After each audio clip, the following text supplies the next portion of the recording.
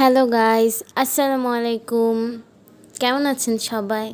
আশা করি সবাই ভালো আছেন। আজকে একটি চাইনিজ রেসিপি শেয়ার করব আপনাদের সাথে। তো চলুন দেখে আসি।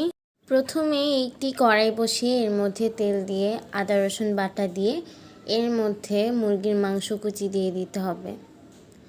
এরপর ভালো করে নেড়ে চেড়ে ভেজে নিব।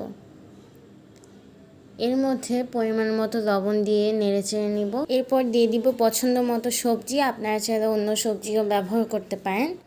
এরপর দিয়ে দিব সয়া সস দিয়ে ভালো করে নেড়েচেড়ে এর মধ্যে পরিমাণ মতো পানি দিয়ে দিতে হবে। সবজিগুলো সিদ্ধ হওয়ার জন্য একটি ঢাকনা দিয়ে কিছুক্ষণের জন্য ঢেকে দিব। সবজিগুলো যখন সিদ্ধ হয়ে আসবে তখন ভালো করে নেড়েচেড়ে এর মধ্যে কাঁচামরিচ কুচি দিয়ে দিব। এরপর সবজিগুলো ভালো করে নেড়ে চেড়ে এর মধ্যে দিয়ে দেব ক্যাপসিকামগুলো পরে দেওয়ার কারণ হলো যাতে রান্নার পরও সবুজ সবুজ হয়ে থাকে এবং দেখতে ভালো লাগে। এরপর পানির সাথে গোলানো কর্নফ্লাওয়ার দিয়ে দিব।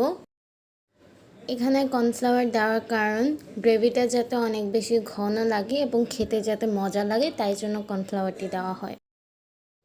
এরপর দিয়ে দিব পেঁয়াজের টুকরো। এটা সিদ্ধ হওয়ার জন্য ঢাকনা দিয়ে ঢেকে দিতে হবে কিছুক্ষণের জন্য। কিছুক্ষণ পর ঢাকনা উঠিয়ে ভালো করে নেড়ে চেড়ে নিলেই হয়ে যাবে আমাদের বাসায় তৈরি চাইনিজ সবজি।